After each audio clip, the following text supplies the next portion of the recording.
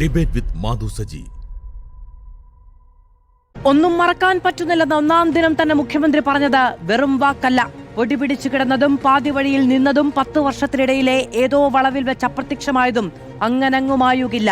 എല്ലാം കഴിഞ്ഞതല്ലേ എന്ന ദീർഘനിശ്വാസത്തിൽ പരസ്പരം പദം പറഞ്ഞിരിക്കുന്നവരെ കാത്ത് നിവേദനങ്ങൾ ഏറെ ചെല്ലുന്നുണ്ട് ആഭ്യന്തരമന്ത്രിയുടെ മേശക്കരികിലേക്ക്. എല്ലാം തെളിഞ്ഞു വരാൻ, തെളിയിച്ചെടുക്കാൻ ഉത്തരവുകൾ കുറച്ചിറങ്ങും പിന്നാലെ. അധികാരത്തിന്റെ ശീതളവണ്ടിക്ക് വഴികാട്ടിയായിരുന്ന മനോവീര്യം നഷ്ടപ്പെടാത്ത രക്ഷാപ്രവർത്തകരെ രക്ഷിക്കാൻ ഇനി ആരുണ്ട് എന്നാണ് ആദ്യ ചോദ്യം. നാടിന്റെ സെക്യുലർ ഫാബ്രിക്കിന് കോട്ടം വന്നാലും 4 വോട്ടാണ് വലുതെന്ന് വടകരയിൽ ആർക്ക് തോന്നിയോ അവർ ആരെന്ന് എന്നതാണ് രണ്ടാം ചോദ്യം. പിന്നെയുമുണ്ട് ക്ലൈമാക്സിലെത്തേണ്ട കേസുകൾ ഏറെ.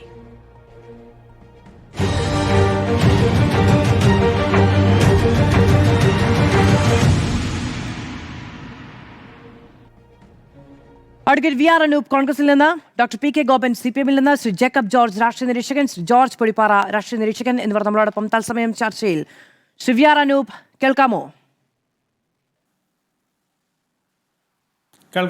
ശ്രീ വി ആർ അനൂപ്, പക വീട്ടാനുള്ളതാണ് എന്നാണോ? അല്ല, ഇതിനങ്ങനെ പകയായിട്ടൊന്നും കാണണ്ടെന്നേ. ഇതൊരു സമീപനത്തിലുള്ള വ്യത്യാസമാണ്. മാധു ശ്രദ്ധിച്ചു കാണും, സെക്രട്ടേറിയറ്റിൽ ഇതുവരെ അടഞ്ഞു കിടന്നൊരു ഗേറ്റ് തുറക്കപ്പെട്ടു. ഇത് സർക്കാരിൻ്റെ ഇതൊരു ഗേറ്റ് മാത്രമല്ല, ഇതൊരു സൂചകമാണ്, ഇതൊരു സൂചനയാണ്. ഇവിടെ CPM അടച്ചു വെച്ച ജനങ്ങളുമായുള്ള ബന്ധം LDF അടച്ചു വെച്ചത് പുനഃസ്ഥാപിക്കപ്പെടുകയാണ്. അധികാരം എന്ന് പറയുന്നത് ജനങ്ങൾക്ക് വേണ്ടിയാണെന്ന് വ്യക്തമാക്കപ്പെടുകയാണ്. ജനങ്ങളുമായുള്ള ആക്സസ് പുനഃസ്ഥാപിക്കപ്പെടുകയാണ്. ജനങ്ങളുടെ ശബ്ദം കേൾക്കപ്പെടുകയാണ്. അതിനകത്ത് തീരുമാനങ്ങൾ ഉണ്ടാവുകയാണ്. ഞങ്ങളുടെ പ്രയോറിറ്റി എന്ന് പറയുന്നത് ജനങ്ങളാണ് എന്ന് പറയുന്ന ഒരു ജനകീയ സർക്കാർ ഈ സംസ്ഥാനത്ത് നിലനിൽക്കുകയാണ്. 10 വർഷമായി പൂട്ടിവെക്കപ്പെട്ട പല വാതിലുകളും തുറക്കപ്പെടുമെന്നതിൻ്റെ പുതിയ പ്രഖ്യാപനങ്ങൾക്കാണ് നമ്മൾ കാതോർക്കുന്നത്. ഇതൊരു പുതിയ സമീപനമാണ്. ഭരണം എന്നത് പറയുന്നത് തുടർച്ചയാണെന്ന് പറയുമ്പോഴും കഴിഞ്ഞ 10 വർഷം കേരളത്തെ ഭരിച്ച ഭരണകൂടത്തിൽ നിന്നും തികച്ചും വ്യത്യസ്തമായ വ്യതിരക്തമായ നിലപാടുകളാണ് ഈ സർക്കാർ ഉയർത്തിപ്പിടിക്കാൻ പോകുന്നത് എന്നതിൻ്റെ സൂചകങ്ങളാണ് ആദ്യ ദിവസങ്ങളിൽ തന്നെ പ്രത്യക്ഷപ്പെടുന്നത്. പക്ഷേ ഇപ്പോൾ കാഫിർ സ്ക്രീൻഷോട്ട് ശരിയാണ്, പ്രചരിപ്പിക്കപ്പെട്ടു. അത് ഒരൊറ്റ ദിവസം മുൻപ് മാത്രമാണ് പ്രചരിപ്പിക്കപ്പെട്ടത്. പക്ഷേ അതിന്റെ രാഷ്ട്രീയമായി എന്തെങ്കിലും തിക്തഫലം UDF-ന് അനുഭവിക്കേണ്ടി വന്നിട്ടില്ല. അത് പൊളിച്ചെഴുതപ്പെടുകയും ചെയ്തതാണ് ആ ഘട്ടത്തിൽ തന്നെ. പക്ഷേ കൃത്യമാണ് അതിന്റെ അന്വേഷണവുമായി ബന്ധപ്പെട്ട് ആ അന്വേഷണം അവസാനിപ്പിക്കാനുള്ള നീക്കമടക്കമുണ്ടായത് ഈ തെരഞ്ഞെടുപ്പിന്റെ പ്രചാരണ കാലത്തുമാണ്. അത് പൊടി തട്ടിയെടുക്കുന്നതിലൂടെ ഇപ്പോൾ ലീഗിന് നേൽ വലിയൊരു കളങ്കം ചാർത്തുക എന്ന ലക്ഷ്യത്തോടു കൂടി നടന്ന ഒരു രാഷ്ട്രീയ നീക്കം, അത് പൊളിച്ചെഴുതുക എന്നതാണോ ലക്ഷ്യമിടുന്നത്? മാധു, ഇത് ലീഗിനെതിരെ എന്നല്ലല്ലോ ഇതിനെ കാണേണ്ടത്. മുസ്ലിം സമുദായത്തെ തന്നെ മൊത്തത്തിൽ പ്രതിസ്ഥാനത്ത് നിർത്തി ഉണ്ടായ വർഗീയ വിദ്വേഷ പരാമർശങ്ങളുടെ ഒരു വലിയ നീണ്ട നിര തന്നെയുണ്ടെന്നേ. ഇതിനകത്ത് ഞാൻ തന്നെ കൊടുത്ത കേസുകളുടെ അനുഭവം എനിക്കറിയാം. പക്ഷേ ഇവിടെ സർക്കാർ, പോലീസ് അതിനോട് സമീപിച്ച സമീപനം എന്ന് പറയുന്നത് പരിപൂർണ നിസ്സംഗതയാണ്. ഒരു ഹേറ്റ് സ്പീച്ചിനെതിരെ കർണാടകത്തിലും തെലങ്കാനയിലും ഒക്കെ പുതിയ നിയമനിർമ്മാണങ്ങളടക്കം കൊണ്ടുവന്നു. പക്ഷെ കേരളത്തിൽ ഈ കഴിഞ്ഞ 10 വർഷവും ഇത്തരം കേസുകൾ ഉണ്ടാകുമ്പോൾ സർക്കാർ സ്വീകരിച്ച സമീപനം എന്ന് പറയുന്നത് നേരത്തെ പറഞ്ഞതുപോലെ നിശബ്ദതയാണ്. പക്ഷേ ഈ സർക്കാരിനെ സംബന്ധിച്ച് പുതിയ സർക്കാർ എന്ന് പറയുന്നത് കേരളത്തിലെ ജനങ്ങൾ ഞങ്ങൾക്ക് നൽകിയിരിക്കുന്ന മാൻഡേറ്റ് എന്ന് പറയുന്നത് ഇതിനെതിരെ നടപടിയെടുക്കാനാണ്. വർഗീയ വിദ്വേഷ പരാമർശങ്ങൾക്കെതിരെ, വർഗീയ ധ്രുവീകരണത്തിനെതിരെ, അതിനോട് കാണിച്ച നേരത്തെ ചൂണ്ടിക്കാണിക്കപ്പെട്ട നിശബ്ദതകൾക്കെതിരെയുള്ള ജനവിധിയാണ് ഞങ്ങൾക്ക് ലഭിച്ചിട്ടുള്ളത്. അപ്പൊ അതനുസരിച്ച് പെരുമാറാനുള്ള, അതനുസരിച്ച് പ്രവർത്തിക്കാനുള്ള ബാധ്യത എന്ന് പറയുന്നത് ഞങ്ങളുടേതാണ്. ആ ബാധ്യത നിറവേറ്റും, അക്കാര്യത്തിൽ ഒരു സംശയവും വേണ്ട. Okay, Shri P K Gopan, കാഫിർ സ്ക്രീൻഷോട്ട്, അതിനോടൊപ്പം രക്ഷാപ്രവർത്തനം, ഈ 2 കേസുകളിൽ വീണ്ടും അന്വേഷണം ഉണ്ടാവുക എന്നുള്ളതാണ് UDF ആദ്യ ദിവസങ്ങളിൽ തന്നെ പ്രഖ്യാപിക്കുന്നത്. ഒന്നും മറക്കാനാകുന്നില്ല എന്ന് മുഖ്യമന്ത്രി VD സതീശൻ പറഞ്ഞത് നിങ്ങളെ ചിലത് ഓർമ്മിപ്പിക്കും എന്നത് തന്നെയാണോ?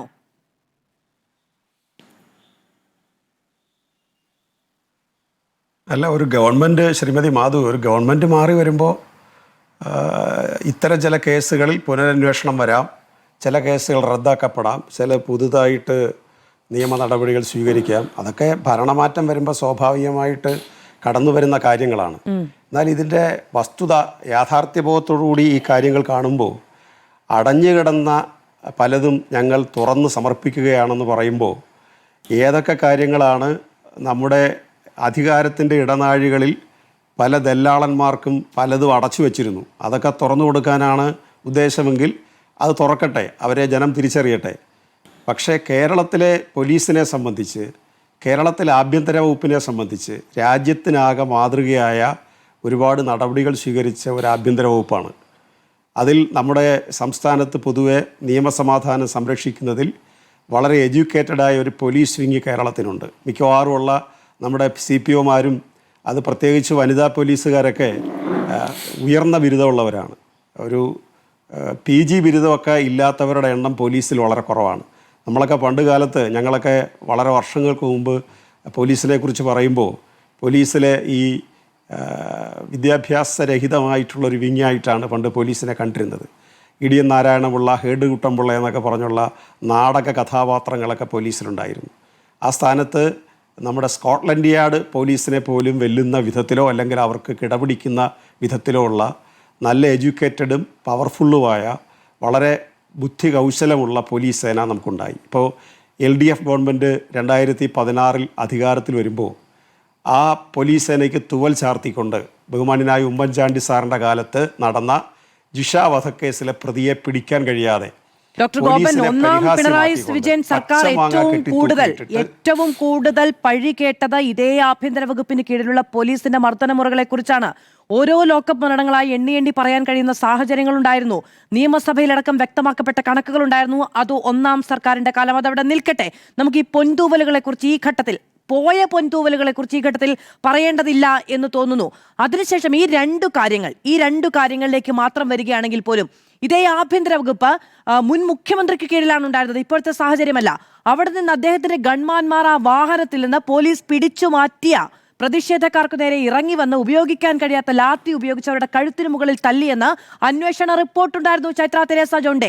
അവിടെ നിന്ന് പക്ഷെ ആ റിപ്പോർട്ട് പൂഴ്ത്തിവെക്കപ്പെടുകയും അതിൽ അന്വേഷണം പ്രഖ്യാപിക്കുകയോ നടപടി ഉണ്ടാവുകയില്ലെന്ന് മാത്രമല്ല, ചൈത്ര തെരേസ ജോണിന് അവിടെ ഉണ്ടായിരുന്ന ചുമതല എന്താണോ അതിൽ നിന്ന് മാറ്റപ്പെടുന്ന സാഹചര്യമാണ് ഉണ്ടായത്. അങ്ങനെ നീതി കിട്ടിയില്ല എന്ന തോന്നലിൽ നിന്നാണ് വീണ്ടും പരാതിയുമായി അവർ വരുന്നത്. ശ്രീമതി മാധു, ചരിത്രത്തെ മറക്കാനും മറയ്ക്കാനുമുള്ള നിങ്ങളുടെ വ്യഗ്രത എല്ലായിടത്തും എടുത്ത് പ്രയോഗിക്കണ്ട. ഞാൻ പറഞ്ഞു വന്നത്, ഞാൻ അവസാനിപ്പിച്ചിട്ടേ അടുത്തേക്ക് കടക്കൂ. ഞാൻ പറഞ്ഞു വന്നത് ജിഷ കൊലക്കേസ് എന്നുള്ളത് പച്ചമാങ്ങ കെട്ടിത്തൂക്കിയിട്ട് എത്ര പരിഹാസ്യമായ പരീക്ഷണമാണ്. അതിലെ നടന്നു പോകുന്ന ഇതര സംസ്ഥാന തൊഴിലാളികളെ കൊണ്ട് മാങ്ങ കടിപ്പിച്ചിട്ട് പല്ലിൻ്റെ അളവെടുത്ത് കേസ് അന്വേഷിക്കാൻ നടന്ന പരിഹാസ്യമായ ഒരവസ്ഥയിൽ നിന്ന് ആ ജിഷ വധക്കേസിലെ പ്രതിയെ മറ്റ് സംസ്ഥാനങ്ങളിൽ, വടക്കു കിഴക്കൻ സംസ്ഥാനങ്ങളിൽ പോയി അറസ്റ്റ് ചെയ്ത് കൊണ്ടുവന്ന് തുടങ്ങിയ ഒരാഭ്യന്തര ഭരണമാണ് 10 വർഷം ഇവിടെ നിലനിന്നത്. അതിൻ്റെ തുടർച്ചയിലാണ് പ്രമാദമായ പല കേസുകളും. ഒരു കേസിൻ്റെ പോലും പ്രതിയെ പിടിക്കാനില്ല കേരളത്തിൽ. അത്ര ശക്തിയോടുകൂടി പോലീസ് ഇടപെട്ടിട്ടുണ്ട്. എന്നാൽ ഈ പോലീസിന്റെ മികവിനെ കുറിച്ചല്ല, പിഴവിനെ കുറിച്ചാണ് നമ്മൾ ചർച്ച ചെയ്യുന്നത്. മികവിനെ കുറിച്ച് ചർച്ച ചെയ്യാൻ നമുക്ക് PRD ഉണ്ട്, നിങ്ങൾക്ക് പരസ്യം നൽകാം. പിഴവിനെ കുറിച്ച് ചർച്ച ചെയ്യുമ്പോൾ ഒരു 1.5 അധ്യായം മികവിനെ കുറിച്ച് എഴുതി വെച്ചിട്ടേ പാടുള്ളൂ എന്ന് പറയുന്നത് വലിയ പ്രിവിലേജ് അവകാശപ്പെടലാണ്. അത് മാധു മാത്രം ഇരുന്ന് ചർച്ച ചെയ്താൽ മതി. ഞങ്ങളെ ചർച്ചയ്ക്ക് വിളിക്കും പിഴവ് മാത്രം ചർച്ച ചെയ്യാൻ താല്പര്യമില്ല. അല്ല, അങ്ങ് പിഴവിനെ കുറിച്ച് മിണ്ടുന്നില്ല. ഇതിപ്പോ നോക്കൂ, അങ്ങ് സംസാരിച്ചു തുടങ്ങിയിട്ട് എത്ര സമയമായി? വരുന്നില്ലല്ലോ. അതിലേക്ക് വരാം. ഞാൻ പറഞ്ഞത് പോലീസിൽ, ഞാൻ പറഞ്ഞു വരുന്ന പോയിന്റ് അത് തന്നെയാണ്. പോലീസിൽ നിങ്ങളിപ്പോൾ ഭരണം മാറിയപ്പോൾ പോലീസിലെ പടക്കം പൊട്ടിക്കൽ കണ്ടല്ലോ, കേക്ക് വിതരണം കണ്ടല്ലോ, മധുര പലഹാര വിതരണം കണ്ടല്ലോ. അപ്പോൾ ഗവൺമെൻറ്റിനെതിരായി പ്രവർത്തിക്കുന്ന ഒരു വിങ് എപ്പോഴും പോലീസിലുണ്ടാകും, മറ്റ് പല ഡിപ്പാർട്ട്മെൻറ്റുകളിലുണ്ടാവും. അവർ നിലാവ് കാണുമ്പോൾ കുറുക്കൻ ഓരിയിടുന്നത് പോലെ അവർക്ക് ഒരവസരം കിട്ടുമ്പോഴായിരിക്കും അവർ പുറത്തു വരിക. ഇവിടെ നിങ്ങൾ സൂചിപ്പിച്ച ഒരു കേസിലും തന്നെ, ഏത് കേസായാലും ശരി, ആ കേസിൻ്റെ മെറിറ്റ് പരിശോധിച്ചിട്ട് അതിനകത്ത് പിഴവുണ്ട് എന്നുണ്ടെങ്കിൽ നിങ്ങൾക്ക് ഉചിതമായ നിലപാട് സ്വീകരിക്കാം, അതിൽ തർക്കമില്ല. പക്ഷേ മുസ്ലിം ലീഗിനെതിരായി ഒരു രാഷ്ട്രീയ വിമർശനം ആരെങ്കിലും ഉയർത്തിയാൽ അത് കഴിഞ്ഞ കുറച്ച് കാലങ്ങളായിട്ട് BJPയുടെ നരേഷനാണ്. ഞാൻ രക്ഷാപ്രവർത്തനം എന്ന ഓമന പേരിട്ട് വിളിച്ച മുൻ മുഖ്യമന്ത്രിയുടെ ഗൺമാന്മാരുടെ അതിക്രമത്തെ കുറിച്ചാണ് അങ്ങയോട് ചോദിച്ചത്. അങ്ങ് പറയുന്നു പോലീസിൽ സർക്കാരിനെതിരെ പ്രവർത്തിക്കുന്ന കുറച്ച് ആളുകളുണ്ടാകും, അവരെ തെരഞ്ഞുപിടിച്ച് മുഖ്യമന്ത്രിയുടെ സംരക്ഷണ ചുമതല ഏൽപ്പിച്ചൊന്നുമല്ലല്ലോ. അവിടെ ചെയ്യാൻ പാടില്ലാത്തത് ചെയ്തു എന്നൊരു അന്വേഷണ ഉദ്യോഗസ്ഥർ റിപ്പോർട്ടിൽ എഴുതി വെച്ചിരുന്നു. അതിൽ എന്ത് നടപടിയെന്ന് ഞാൻ ആവർത്തിച്ച് ചോദിച്ചിട്ടും അങ്ങ് ഈ പറയുന്ന പോലീസിന്റെ പൊൻതൂവലുകളെ കുറിച്ചാണ് പറയുന്നത്. ശ്രീമതി മാധു ചോദ്യത്തിൽ മാത്രമല്ല, ഇവിടെ അനൂപിൻ്റെ സ്റ്റേറ്റ്മെൻറ്റ് കിടപ്പുണ്ട്. അദ്ദേഹം പറഞ്ഞിരിക്കുന്നത് ആ കാഫിർ ഷോട്ടുമായി ബന്ധപ്പെട്ട് ലീഗിന്റെ പ്രശ്നം അദ്ദേഹം മുസ്ലിം ലീഗിനെ ഒരു രാഷ്ട്രീയ പാർട്ടിയായിട്ട് കണ്ടുകൊണ്ടല്ല. ചോദ്യമല്ലേ അദ്ദേഹത്തോട് ചോദിച്ച ചോദ്യമല്ലേ? അതെന്താ ചോദിക്കാഞ്ഞേ? അല്ല, ഞാൻ അദ്ദേഹത്തോട് ചോദിച്ചു ലീഗിനെതിരെയാണോ എന്ന്. ലീഗിനെതിരെ എന്നുള്ളത് മാത്രമല്ല, അത് ഈ പറയുന്ന മതസൗഹാർദ്ദമുള്ള മനുഷ്യർക്കെതിരെ മുഴുവനുമാണ് എന്ന അർത്ഥത്തിലാണ് അദ്ദേഹം അതിൽ മറുപടി പറഞ്ഞത്. ഞാൻ അങ്ങയോട് ചോദിച്ചു, അങ്ങയോട് ഞാൻ ഇത് എത്താമത്തെ തവണയാണ് ചോദിക്കുന്നത്. അങ്ങ് ഈ പറയുന്ന രക്ഷാപ്രവർത്തനവുമായി ബന്ധപ്പെട്ടോ ഈ കാഫിർ സ്ക്രീൻഷോട്ടുമായി ബന്ധപ്പെട്ടോ ഡയറക്റ്റായി ഇതുവരെ സംസാരിച്ചോ? എന്താ പറയേണ്ടത്? ഞാൻ എന്താ ചോദിക്കുന്നത്? മാധുവിന്റെ ചോദ്യം എന്താ? അതാണ് പ്രശ്നം. ചോദ്യം എന്നുള്ളതാണ് ഞാൻ വളരെ സ്പെസിഫിക് ആയിട്ടാണ് ചോദിച്ചത്. ഡോക്ടർ ഗോപൻ, ഈ രക്ഷാപ്രവർത്തനം എന്ന ഓമന പേരിട്ട് വിളിച്ച ആലപ്പുഴയിലെ 2 യൂത്ത് കോൺഗ്രസ് പ്രവർത്തകർക്കെതിരെ മുൻ മുഖ്യമന്ത്രിയുടെ ഗൺമാന്മാർ ഇറങ്ങിയടിച്ച കേസുണ്ടല്ലോ, അതിൽ ഒരു അന്വേഷണ റിപ്പോർട്ട് ഉണ്ടായിരുന്നു. ഇപ്പോൾ SIT അത് കണ്ടെത്തിയിട്ടുണ്ട്. ആ അന്വേഷണ റിപ്പോർട്ട് എഴുതിയത് ചൈത്ര തെരേസ ജോൺ ആണ് എന്നും അതൊരു ക്രിമിനൽ പ്രവർത്തനമാണ് എന്ന തരത്തിലുള്ള കുറ്റപ്പെടുത്തലുണ്ട് എന്നും നടപടി സ്വീകരിക്കണമെന്നും അത് പോലീസിന്റെ പ്രതിച്ഛായക്ക് മങ്ങലേൽപ്പിച്ചുവെന്നും പരാമർശങ്ങൾ ഉണ്ടായിട്ട് അവർക്കെതിരെ ഇതുവരെയും നടപടി സ്വീകരിച്ചില്ല എന്നതാണ് പ്രധാനം. അല്ല, നടപടി സ്വീകരിച്ചോളൂ, തർക്കമില്ല. ആ ചാർജ് വെച്ചിട്ട് അല്ലെങ്കിൽ ആ നിഗമനം വെച്ചിട്ട് പുതിയ ഗവൺമെന്റിന് നടപടി സ്വീകരിക്കാമല്ലോ. നടക്കട്ടെ, നമുക്ക് തർക്കമില്ലല്ലോ. എനിക്ക് തർക്കം ഉണ്ടെങ്കിൽ മതിയല്ലോ മാധുവായിട്ട് തർക്കിക്കുന്നത്. പഴയ ഗവൺമെന്റ് എന്ത് ചെയ്യുകയായിരുന്നു? അല്ല, പഴയ ഗവൺമെന്റ് അക്കാര്യത്തിൽ നടപടി സ്വീകരിച്ചില്ല എങ്കിൽ പുതിയ ഗവൺമെന്റ് നടപടി സ്വീകരിക്കാം. പോലീസ് എന്ന് പറയുന്നത് ഓരോ രാഷ്ട്രീയം മാറുമ്പോൾ അതിനനുസരിച്ച് പ്രവർത്തിക്കാനുള്ളതല്ല എന്നൊരു മിനിമം കൺസേൺ നമുക്ക് ആ സംവിധാനത്തെ കുറിച്ച് ഉണ്ടാവേണ്ടേ? ഇത്രയും കാലം, ഇതിപ്പോൾ കൊല്ലം എത്രയായി, ഇത്രയും കാലം എന്തുകൊണ്ട് ആ ദൃശ്യങ്ങളില്ല എന്ന് പോലീസിന് കോടതിയിൽ പോയി പറയാൻ കഴിയുന്നത് എങ്ങനെയാണ്? നാട് മുഴുവനും ചാനലുകൾ മുഴുവനും സംപ്രേഷണം ചെയ്ത ദൃശ്യങ്ങൾ പോലീസിന് മാത്രം കിട്ടിയില്ല എന്ന് പറയുന്നത് എന്തൊരു ഉത്തരവാദിത്ത രാഹിത്യമാണ്? അത് ചെയ്യാൻ കഴിയുന്നത് ആരുടെ തുണ കൊണ്ടാണ്? അല്ല, പോലീസിന് ദൃശ്യം കിട്ടിയില്ല എന്ന് പറയേണ്ട കാര്യമില്ല. മാധു സൂചിപ്പിച്ചതുപോലെ ആ ദൃശ്യമുണ്ട്. അതിൻ്റെ ന്യായാന്യായങ്ങൾ പരിശോധിച്ചിട്ട് പുതിയ ഗവൺമെൻറ് സമീപനം സ്വീകരിക്കാം. ഒരു മുഖ്യമന്ത്രി, ഇന്നിപ്പോൾ ഇതിനെ എങ്ങനെയാണ് ഡൈവേർട്ട് ചെയ്ത് കൊണ്ടുപോകുന്നുള്ളതാണ്. ഒരു മുഖ്യമന്ത്രി സഞ്ചരിക്കുമ്പോൾ ഒരു ബഹുജന പ്രതിഷേധം ഉണ്ടായാൽ അത് മനസ്സിലാക്കാം. അവിടെ പോലീസിന് വണ്ടി നിർത്തുന്നതിന് പറ്റും, ഇറങ്ങി അത് പ്രതിരോധിക്കുന്നതിന് പറ്റും. പക്ഷേ ഇരുളിൽ നിന്നോ അല്ലെങ്കിൽ ഒളിവിൽ നിന്നോ ഏതെങ്കിലും 1-2 പേര് ചാടി പോലീസ് വാഹനത്തിന്റെ മുമ്പിൽ വീണാൽ, മുഖ്യമന്ത്രിയുടെ വണ്ടി ഇടിച്ച് മരിച്ചാൽ നമ്മുടെ കേരളത്തിലുണ്ടാകാവുന്ന സംഭവങ്ങളൊക്കെ അപ്പൊ അതുകൊണ്ട് അത്തരം ഒരു സമീപനമല്ല അവിടെ സ്വീകരിക്കേണ്ടത്. സമരം നടത്തേണ്ടത് മാവോയിസ്റ്റുകൾ നടത്തുന്ന പോലെയല്ല സമരം നടത്തേണ്ടത്. അല്ല, ഞാൻ ന്യായീകരിക്കുന്നില്ല, ഞാൻ ന്യായീകരിക്കുന്നില്ല. ന്യായീകരിക്കുകയാണ് ഡോക്ടർ ഗോപൻ ചെയ്യുന്നത്, പച്ചയ്ക്ക് ന്യായീകരിക്കുകയാണ് ചെയ്യുന്നത്. അല്ല, ഞാൻ പറഞ്ഞല്ലോ, അതിൽ പോലീസുകാര് മാധു ഈ വഴക്കുണ്ടാക്കി എന്തിനാ ചർച്ച ചെയ്യുന്നത്? എൻ്റെ നിലപാട് ഞാൻ പറഞ്ഞല്ലോ. ഞാൻ ഒരു തരത്തിലുള്ള ജനവിരുദ്ധമായ സമീപനവും പോലീസിൻ്റെ ഭാഗത്തു നിന്നുണ്ടായാൽ അംഗീകരിക്കുന്നവരല്ല. ഞങ്ങൾ ആരും അംഗീകരിക്കുന്നവരല്ല. കാരണം ഞങ്ങളാണ് ഏറ്റവും കൂടുതൽ പോലീസ് പീഡനം കേരള രാഷ്ട്രീയത്തിലും ഇന്ത്യൻ രാഷ്ട്രീയത്തിലും അനുഭവിച്ചിട്ടുള്ളത്. കേരളത്തിലെ മുഖ്യമന്ത്രിയായിരുന്ന ആൾ തന്നെയാണ് MLA ആയിരിക്കുമ്പോൾ പോലീസിൻ്റെ ഏറ്റവും കൂടുതൽ ഭീകരത അനുഭവിച്ചത്. MLA ആയിരിക്കുമ്പോഴാണ്, സഭാ അംഗമായിട്ടിരിക്കുമ്പോഴാണ് ഏറ്റവും കൂടുതൽ ഭീകരത അനുഭവിച്ചത്. അടിയന്തരാവസ്ഥ കാലമാണ് കേരളത്തിലെ പോലീസ് ഏറ്റവും കൂടുതൽ രൗദ്ര മുഖഭാവത്തോടുകൂടി കേരളത്തിൽ പ്രവർത്തിച്ചത്. അതുകൊണ്ട് ഞങ്ങൾ ഇത് അനുഭവിച്ചവരാണ്. രാഷ്ട്രീയ പ്രവർത്തനത്തിന്റെ ഭാഗമായി കൊടിയ പോലീസ് മർദ്ദനം ഏറ്റിട്ടുണ്ട്. എന്നിട്ട് അവർ ആഭ്യന്തരം ഭരിക്കുമ്പോൾ, വി എസ് അച്യുതാനന്ദന്റെ കാര്യമല്ല ഞാൻ പറയുന്നത്, സ്വാഭാവികമായോ ആ വാക്ക് പിൻവലിക്കണം. സ്വാഭാവികമായിട്ട് ആക്രമിക്കുമെന്നോ?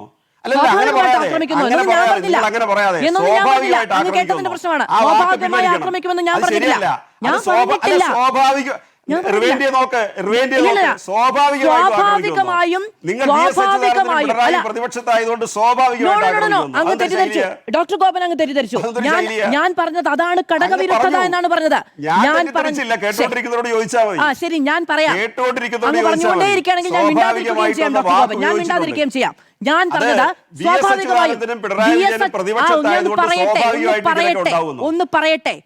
സ്വാഭാവികമായും VS അച്യുതാനന്ദനും പിണറായി വിജയനും അടക്കമുള്ള നേതാക്കൾ കൊടിയ പോലീസ് മർദ്ദനം അനുഭവിച്ച രാഷ്ട്രീയത്തിന് സാക്ഷികളാണ്. അവരുടെ രാഷ്ട്രീയ ജീവിതം അങ്ങനെയാണ്. അവർ മുഖ്യമന്ത്രി പദത്തിലേക്ക് വരുമ്പോൾ, കമ്മ്യൂണിസ്റ്റ് നേതാക്കൾ മുഖ്യമന്ത്രി പദത്തിലേക്ക് വരുമ്പോൾ, പിണറായി വിജയൻ MLA ആയിരുന്നപ്പോഴും കൊടിയ പോലീസ് മർദ്ദനമേറ്റ പിണറായി വിജയൻ ആഭ്യന്തരം ഭരിക്കുമ്പോൾ അങ്ങനെ സെല്ലിനുള്ളിൽ കിടന്ന് മനുഷ്യൻ ഇടിയേറ്റ് മരിക്കരുതെന്നാണ് ഞാൻ പറഞ്ഞത്. എന്റെ ബോധ്യം അതാണ്. തർക്കമില്ല, എനിക്ക് ഒട്ടും തർക്കമില്ല. ഞാൻ ശ്രീമതി മാധു പറയുന്നതിനേക്കാൾ കുറച്ചുകൂടെ കയറി എന്ന് പറയുകയാണ്. ഇടതുപക്ഷം അധികാരത്തിലിരിക്കുമ്പോൾ അനാവശ്യമായി ഒരാളും പോലീസിന്റെ ഭീകരത അനുഭവിക്കാൻ പാടില്ല. ആ നിലപാട് തന്നെയാണ് ഞങ്ങളുടെ നിലപാട്.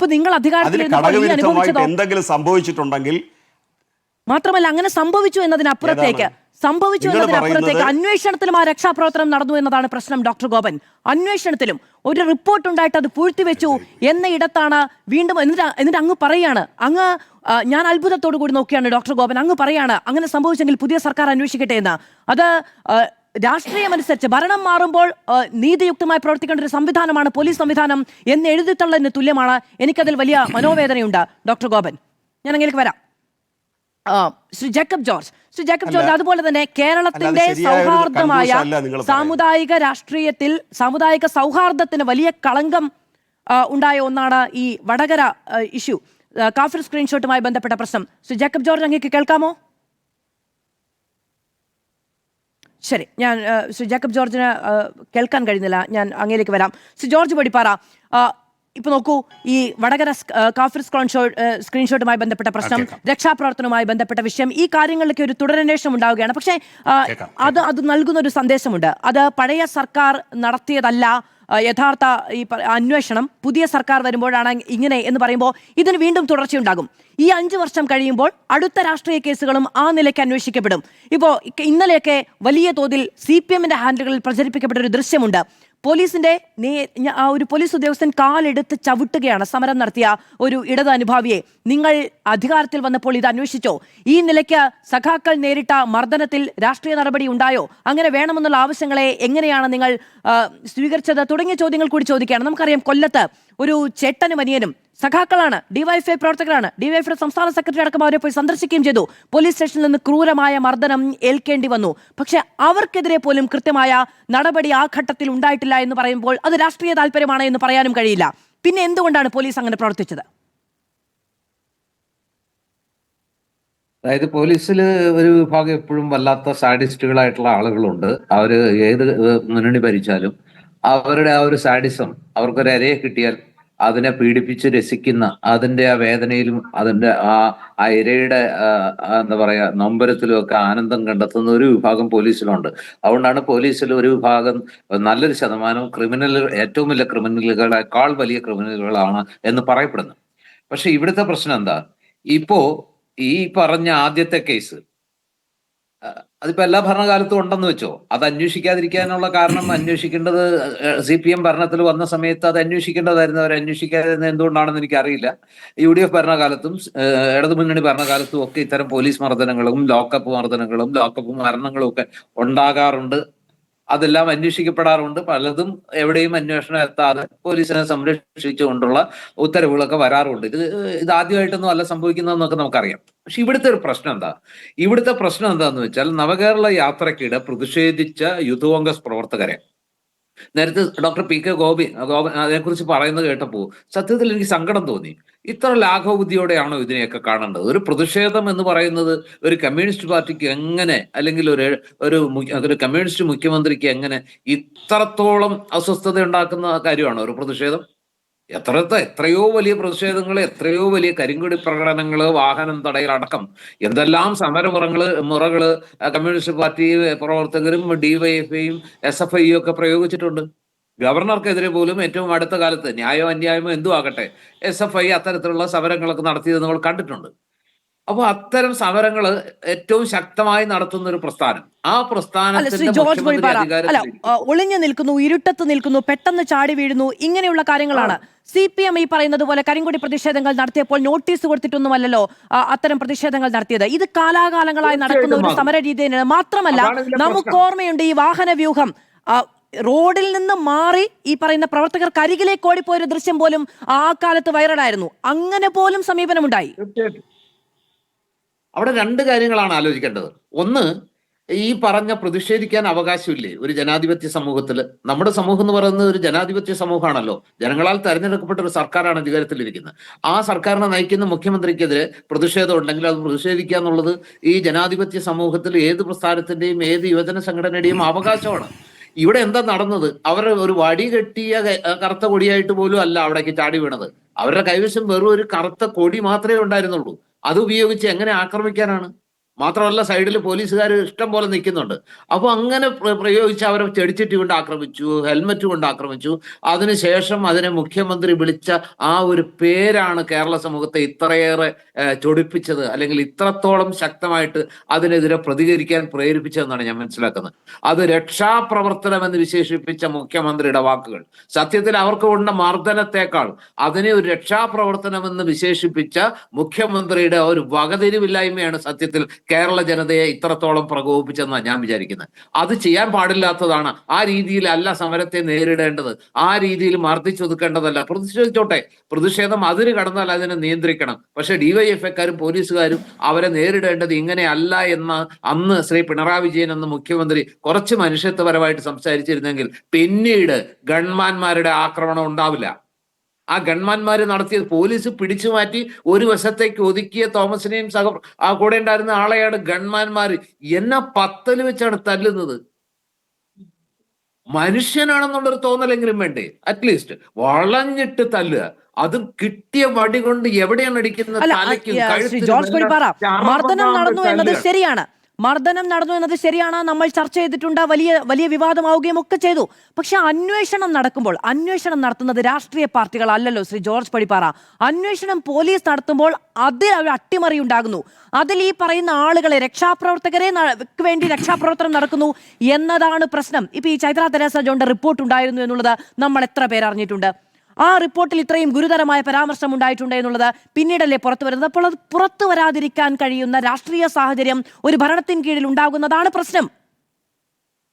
അതാണ് ഏറ്റവും പ്രധാനപ്പെട്ട ഒരു പ്രശ്നം. അതായത് കേരളം മുഴുവൻ കണ്ട് അവരുടെ മനസ്സ് വല്ലാതെ എന്താ പറയാ വേദനിച്ചു പോയ, അത്രത്തോളം നടുക്കം സൃഷ്ടിച്ച അതിക്രൂരമായൊരു മർദ്ദനം, അതിന് തക്കൊരു കാരണം അവിടെ ഇല്ലായിരുന്നു. സാധാരണ പോലീസ് അവിടെ ഡ്യൂട്ടിയിലുള്ള ലോക്കൽ പോലീസ് അല്ലെങ്കിൽ SI-മാരും പോലീസുകാരും അവരെ പിടിച്ചു മാറ്റുകയും അവരെ ഒരു വശത്തേക്ക് ഒതുക്കുകയും മുഖ്യമന്ത്രിയുടെ വാഹനം കടന്നു പോവുകയും പിന്നാലെ വന്ന ഗൺമാന്മാര് ചാടിയിറങ്ങി ഇങ്ങനെ ഒരു മനുഷ്യനെ തല്ലാൻ പറ്റുമോ? ഇവരൊന്നും മനുഷ്യരല്ലേ? കാക്കി അണിഞ്ഞു കഴിഞ്ഞാൽ പിന്നെ മനുഷ്യത്വം, അവരും അമ്മ പറ്റ മക്കളല്ലേ, ചെറുപ്പക്കാർ കുട്ടികളല്ലേ? അവരുടെ ജീവിതം തന്നെ ഇല്ലാതാക്കുന്ന രീതിയിൽ ഇങ്ങനെ എങ്ങനെയാണ് ക്രൂരമായി പൈശാചികമായി തല്ലാൻ പറ്റുന്നത്? എന്നിട്ട് അതിന്റെ അന്വേഷണത്തിൽ കേസ് ഡയറി പോലും തിരുത്തി മുകളിൽ നിന്നുള്ള ഉദ്യോഗസ്ഥർ ഇവരെ തിരുവനന്തപുരത്തേക്ക് വിളിച്ചു വരുത്തി, SIM പോലീസുകാരെയും വിളിച്ചു വരുത്തി കേസ് ഡയറി തിരുത്താൻ ആവശ്യപ്പെട്ടു എന്നാ പറയുന്നത്. മാത്രമല്ല ആ ദൃശ്യങ്ങൾ പകർത്തിയ ജയ്ഹിന്ദ് ടിവിയിലെ ക്യാമറമാനെ ഭീഷണിപ്പെടുത്തിയെന്നടക്കം ഇന്ന് അദ്ദേഹം മൊഴി കൊടുത്തിട്ടുണ്ട്. ഒരു ഒറ്റ വർഷം എടുത്തു ആ ഫോണൊന്ന് ഈ അന്വേഷണ സംഘം മേടിക്കാൻ വേണ്ടിയിട്ട് എന്നുള്ളതാണ്. അങ്ങനെ ഒളിച്ചു വെക്കാൻ ശ്രമിച്ചു. അതെ, അങ്ങനെ ഒളിച്ചു വെക്കാൻ ശ്രമിച്ചു എന്ന് പറയുമ്പോൾ സ്വാഭാവികമായും ആ രക്ഷാപ്രവർത്തനവും രംഗത്തേക്ക് വരികയാണ്. ഞാൻ അങ്ങിലേക്ക് വരാം. ശ്രീ ജേക്കബ് ജോർജ്, അതിനേക്കാൾ ഗൗരവതരമായ ഒരു കാര്യം, ഇതൊന്നും അല്ലെങ്കിൽ മനുഷ്യനോട് നേർക്കുനേരാണല്ലോ എന്നു സമാധാനിക്കാം, പോലീസ് ആണെങ്കിലും പട്ടാളമാണെങ്കിലും. പക്ഷേ നമ്മുടെ സംസ്ഥാനത്തിന്റെ സമൂഹത്തിന്റെ ഒരു സൗഹാർദ്ദ മുഖം, അതിനു നേരെ വീശിയടിക്കാൻ കഴിയുന്ന, സോഷ്യൽ ഫാബ്രിക്കിനെ വലിച്ചു കീറാൻ കഴിയുന്ന ആയുധമായി ഉപയോഗിക്കപ്പെട്ട ഒന്നാണ് കാഫിർ സ്ക്രീൻഷോട്ട്. അതിന്റെ അന്വേഷണം അവസാനിപ്പിക്കുന്ന സമയത്ത് തെളിവില്ല എന്നാണ് പോലീസ് പറയുന്നത്. ആ തെളിവില്ലായ്മ എങ്ങനെയാണ് ഉണ്ടാകുന്നത്? അത് ആരൊക്കെ പങ്കുവെച്ചു എന്ന് കേരളത്തിൽ അറിയില്ലേ? കേരളത്തിൽ ഏതൊക്കെ നേതാക്കൾ അത് പങ്കുവെച്ചു എന്നറിയില്ലേ? അത് പങ്കുവെക്കപ്പെട്ട ഗ്രൂപ്പുകൾ ഏതാണ് എന്നറിയില്ലേ? അത് ആദ്യം പങ്കുവെച്ചത് ആരാണ് എന്നറിയില്ലേ? അപ്പൊ അതിലെ മൊബൈൽ ഫോറൻസിക് പരിശോധന ഫലം അടക്കമുള്ള കാര്യങ്ങളിൽ കോടതി നിർദ്ദേശം നൽകിയെന്നറിയില്ലേ? ഇതൊന്നും അന്വേഷിക്കാതെയും ഇവരെ ആരെയും മൊഴിയെടുക്കാൻ വിളിക്കാതെയും ആ അന്വേഷണം അവസാനിപ്പിച്ചു കളയുന്നത് ആരുടെ താല്പര്യത്തിന്മേലായിരുന്നു? മധു, അതൊക്കെ ഒരു കാലഘട്ടത്തിന്റെ മുദ്രകളാണ്. തീർച്ചയായിട്ടും അത് ചരിത്രത്തിന്റെ ഭാഗമാവുകയും വേണം. ഒരു വലിയ കുറ്റം, ആ കുറ്റം അന്വേഷിച്ചിട്ടും അതിന്റെ ഒരു വിവരവും പുറത്തു വരാതെ പോകുന്നത് തീർച്ചയായിട്ടും അത് കേരളത്തിലെ പോലീസിനും കേരള സമൂഹത്തിനും കേരളത്തെ കാലാകാലങ്ങളായി ഭരിക്കുന്ന എല്ലാ കക്ഷികൾക്കും അത് ബാധകമാണ്. അതിന്റെ ഉത്തരവാദിത്വം ഏറ്റെടുക്കുകയുള്ളൂ. അത് ഒരു കാര്യം ഞാൻ പറയാം, ഓരോ ഗവൺമെന്റ് കഴിയുമ്പോഴും പിന്നിടുമ്പോഴും പുതിയ ഗവൺമെന്റ് വരുമ്പോൾ, മുമ്പൊക്കെ കൃത്യമായിരുന്നു, കഴിഞ്ഞ തവണ 10 കൊല്ലം തുടർച്ചയായിട്ട് ഭരിച്ചു, അപ്പോഴൊക്കെ അന്വേഷണം, പഴയ ഗവൺമെന്റിന്റെ കാലത്തെ അന്വേഷണം കുറെയൊക്കെ നടക്കും. അതിൽ ഏറ്റവും പ്രധാനമാവുക പോലീസ് അട്രോസിറ്റീസ് ആവും. ഞാൻ പോലീസ് ഒരു കാലത്ത് പോലീസ് എന്റെ ഒരു വിഷയമായിരുന്നു. അന്ന് ഞാൻ മാതൃഭൂമി പത്രത്തിലെ എഡിറ്റോറിയൽ പേജിൽ ഒരു ലേഖന പരമ്പര എഴുതിയിരുന്നു. അന്ന് ഞാൻ എഴുതിയ കുറേ കാര്യങ്ങൾ ഞാൻ ഓർക്കുന്നുണ്ട്. അതിൽ ഒരു പ്രധാനപ്പെട്ട കാര്യം പോലീസ് അസോസിയേഷന്റെ രൂപീകരണം, അതിനുശേഷം പോലീസിന് കൈവന്ന അവകാശങ്ങൾ അവരുപയോഗിക്കുന്ന സ്വാതന്ത്ര്യം, അവരുപയോഗിക്കുന്ന സംഘടനാ സ്വാതന്ത്ര്യം, അത് വെച്ചിട്ട് അവർ കുറ്റകൃത്യങ്ങളെ അവർ തന്നെ രക്ഷിച്ചെടുക്കുന്ന കാര്യം, അവരെ തന്നെ രക്ഷിക്കുന്ന സംഭവങ്ങൾ, ഇതൊക്കെ എഴുതിയിരുന്നു. ഈ പോലീസ് അസോസിയേഷന്റെ ഒരു കാര്യം അന്ന് ഞാൻ എഴുതിയിരുന്നത്, അത് പ്രത്യേകം ശ്രദ്ധിക്കേണ്ട കാര്യമാണ്, ഈ പോലീസ് അസോസിയേഷന്റെ നിറം ഒരു ഭരണം മാറുമ്പോഴത്തേക്ക് ഭരണത്തിന്റെ നിറം അനുസരിച്ച് സ്വയം മാറും. അതും കൂടിയുണ്ട് ഓർത്തേണ്ട. അന്നത്തെ കാര്യത്താണ് 84 പോലീസ് അസോസിയേഷൻ ഒക്കെ രൂപം കൊണ്ട ശേഷം ഞാൻ എഴുതിയ റിപ്പോർട്ടാണ്. അതിനുശേഷം മാറ്റങ്ങൾ വന്നിട്ടുണ്ടോ ഇല്ലെന്ന് എനിക്കറിയത്തില്ല. ഗോപൻ പറഞ്ഞ ഒരു കാര്യം ശരിയാണ്. കേരളത്തിലെ പോലീസ് നല്ല വിദ്യാഭ്യാസമുള്ളവർ ധാരാളമുണ്ട്.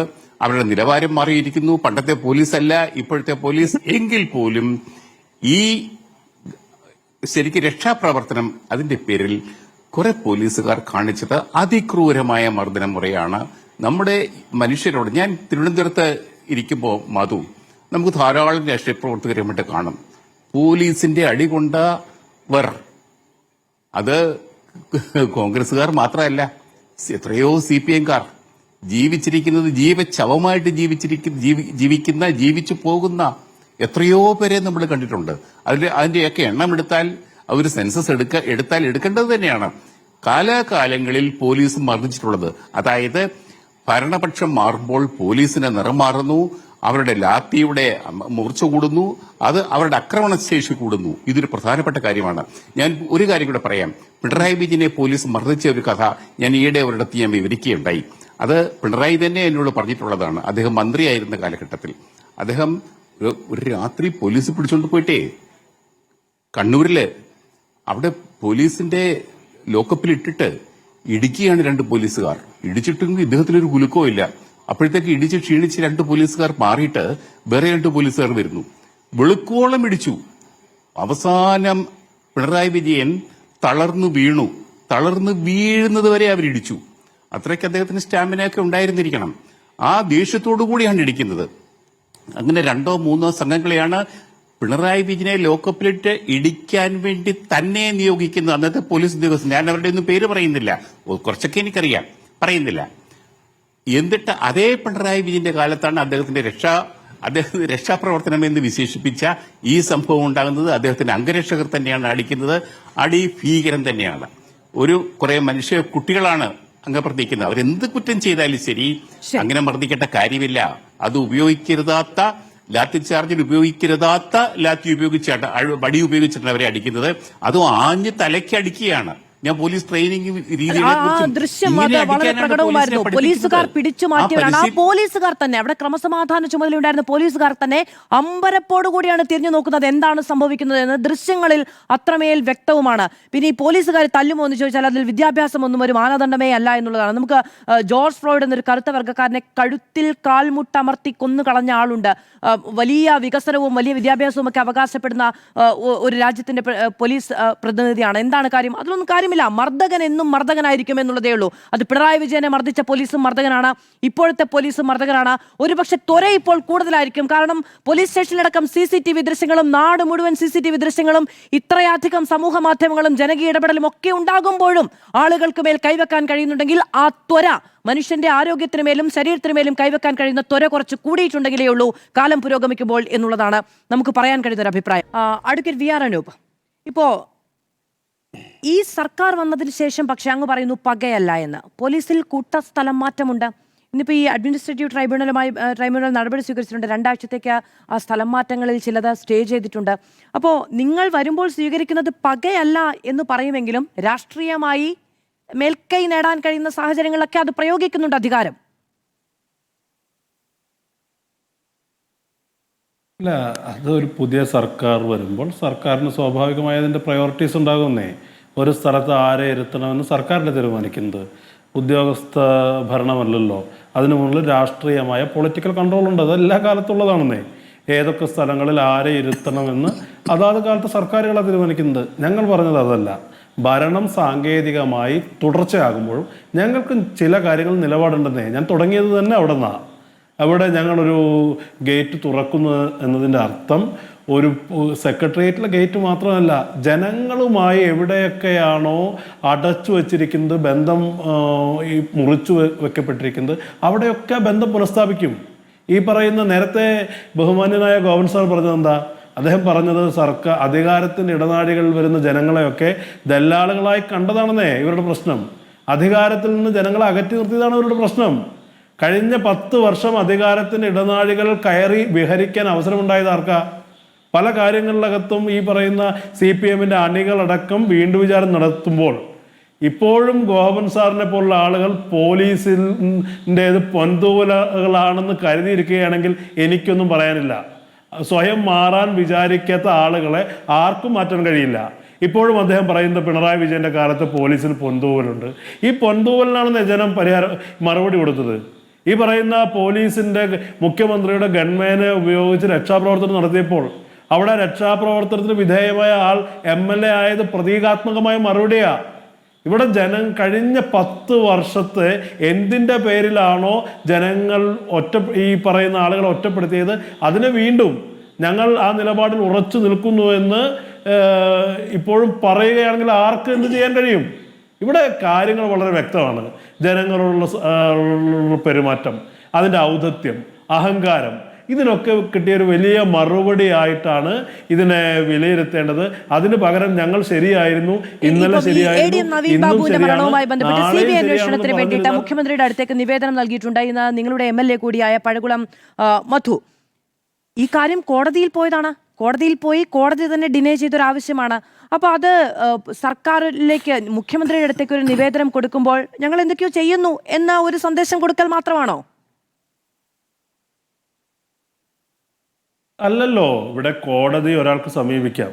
കോടതിയെ സമീപിക്കുക ഒരു അന്വേഷണ പ്രക്രിയയുടെ ഇടയിൽ കോടതിയെ സമീപിച്ചുകൊണ്ട് ഈ പരാതിക്കാരായ ആളുകൾക്ക് ഈ അന്വേഷണം ശരിയല്ല എന്ന് സമീപിക്കുന്ന ഒരു രീതിയാണ്. സർക്കാരിനെ സമീപിക്കുന്ന വേറെ രീതിയാണെന്നേ. സർക്കാർ എന്ന് പറയുന്നത് ഈ പറയുന്ന വേറൊരു എക്സിക്യൂട്ടീവ് സംവിധാനം അവിടെ നിലനിൽക്കുമ്പോൾ സർക്കാരിനോട് പറയുകയാണ് ഈ അന്വേഷണത്തിനകത്ത് സർക്കാരിൻ്റെ ഇടപെടൽ ഉണ്ടാകണം, ഞങ്ങൾക്ക് ഈ അന്വേഷണത്തിൽ വിശ്വാസമില്ല എന്ന് സർക്കാരിനെ സമീപിക്കുന്നതിൽ എന്താ തെറ്റ്? കോടതിയെ സമീപിക്കുന്നത് പോലെ തന്നെ പ്രധാനമല്ലേ സർക്കാർ എന്ന് പറയുന്നത്? ഈ സർക്കാരിനെ സംബന്ധിച്ച് ഈ സർക്കാരിന്റെ മുൻഗണനകൾ, ഈ CPM ഭരിക്കുന്ന സമയത്ത് ഇവിടുത്തെ പോലീസ് അന്വേഷിച്ചാൽ നീതി കിട്ടില്ല എന്നായിരിക്കുമല്ലോ ആ കുടുംബം വിചാരിച്ചിട്ടുണ്ടാവുക. അതുകൊണ്ടാണ് അവിടെ CBI അന്വേഷണം ആ കുടുംബം ആവശ്യപ്പെട്ടത്. അവർ കോടതിയിൽ നിന്ന് ആ ആവശ്യം നിരാകരിക്കപ്പെട്ടു. അങ്ങനെ ഇരിക്കുന്നു. ഇപ്പോൾ ഈ സർക്കാരിന്റെയും ഇതിന്റെ പാർട്ടിയുടെയും ഭാഗമായ ആളുകൾ CBI അന്വേഷണം ആവശ്യപ്പെടുന്നത് എന്താണ്? നിങ്ങളുടെ സർക്കാരിന് കീഴിലുള്ള പോലീസല്ലേ അന്വേഷിക്കുന്നത്, നിങ്ങൾക്ക് വിശ്വാസം ഉണ്ടാവേണ്ടേ? ഇത് ഞങ്ങളുടെ വിശ്വാസത്തിൻ്റെ മാത്രം പ്രശ്നമല്ലല്ലോ മാധു. ഇപ്പോൾ നവീൻ ബാബുവിനെ സംബന്ധിച്ച് പരാതിക്കാരാരാ? നവീൻ ബാബുവിൻ്റെ കുടുംബം. അപ്പോൾ അവരൊരു അന്വേഷണം മുന്നോട്ട് വെക്കുമ്പോൾ അതിൻ്റെ കൂടെ നിൽക്കണമെന്ന് അവിടുത്തെ ജനപ്രതിനിധി ആഗ്രഹിക്കുന്നത്, പഴകുളം മധു അവിടുത്തെ ജനപ്രതിനിധിയാണ്, അദ്ദേഹം ആഗ്രഹിക്കുന്നില്ലെന്ന തെറ്റ്. ആ ജനങ്ങളുടെ കൂടെ നിന്ന്, പരാതിക്കാരുടെ കൂടെ നിന്ന് അദ്ദേഹം സർക്കാരിനെ കാണുന്നു. അത് ന്യായമല്ലേ? ഒരു പരാതിക്കാരുടെ പക്ഷം ചേരുക. നവീൻ ബാബുവും ഇരയാക്കപ്പെട്ടൊരു മനുഷ്യനാണ്. അപ്പോൾ ആരുടെ കൂടെ ജനപ്രതിനിധി നിൽക്കേണ്ടത്? നവീൻ ബാബുവിൻ്റെ കുടുംബത്തിൻ്റെ കൂടെ. ആ നവീൻ ബാബുവിൻ്റെ കുടുംബത്തിൻ്റെ കൂടെ നിൽക്കുക എന്ന് പറയുന്ന ഉത്തരവാദിത്തം ഏറ്റെടുത്തുകൊണ്ട് അദ്ദേഹം സർക്കാരിനെ കാണുകയാണ്. അത് ഞങ്ങളുടെ പാർട്ടിയുടെ സമീപനമാണെന്നേ. ഇരകളാക്കപ്പെട്ട ആളുകൾ, പരാതിക്കാർ, അവരെ വിശ്വാസത്തിലെടുത്ത് മുന്നോട്ട് പോവുക എന്ന് പറയുന്നത് പൊതു സമീപനമാണ്. അത് ഈ സർക്കാരിൻ്റെ സമീപനം അത് തന്നെയായിരിക്കും, പാർട്ടിയുടെ സമീപനം അത് തന്നെയായിരിക്കും. അക്കാര്യത്തിൽ നിന്നൊരു സംശയവും വേണ്ട. ഇത്തരം കാര്യങ്ങളിൽ ഇരകളാക്കപ്പെട്ട ആളുകളുണ്ടെങ്കിൽ പ്രാഥമികമായി വിശ്വാസത്തിലെടുക്കപ്പെടേണ്ടത് ഇരകളാക്കപ്പെട്ട വ്യക്തികളെയാണ്, കുടുംബങ്ങളെയാണ്. ശരി, ഡോക്ടർ PK ഗോപൻ, അതുപോലെ തന്നെയാണ് നേരത്തെ ഇപ്പോൾ നമ്മൾ രക്ഷാപ്രവർത്തനവുമായി ബന്ധപ്പെട്ടാണ് സംസാരിച്ചത്. കാഫിർ സ്ക്രീൻഷോട്ടുമായി ബന്ധപ്പെട്ട അന്വേഷണം ഏറെക്കുറെ അവസാനിച്ച അവസ്ഥയിലായിരുന്നു. പക്ഷേ ഇന്നിപ്പോൾ പാറക്കൽ അബ്ദുള്ള നേരിട്ട് ആഭ്യന്തരമന്ത്രിക്ക് പരാതി കൊടുക്കുകയാണ്. ഇത്രയും കാലം നടന്ന അന്വേഷണത്തിൽ സത്യം കണ്ടെത്താൻ കഴിഞ്ഞിട്ടില്ല എങ്കിൽ ആ സത്യം കണ്ടെത്തുന്ന സമയത്ത് അതിൽ പ്രതിരോധത്തിൽ നിൽക്കുക CPM ആണെന്ന് ഉറച്ച രാഷ്ട്രീയ ബോധ്യത്തിന്മേലായിരിക്കില്ലേ അദ്ദേഹം ആ പരാതി കൊടുത്തിട്ടുണ്ടാവുക?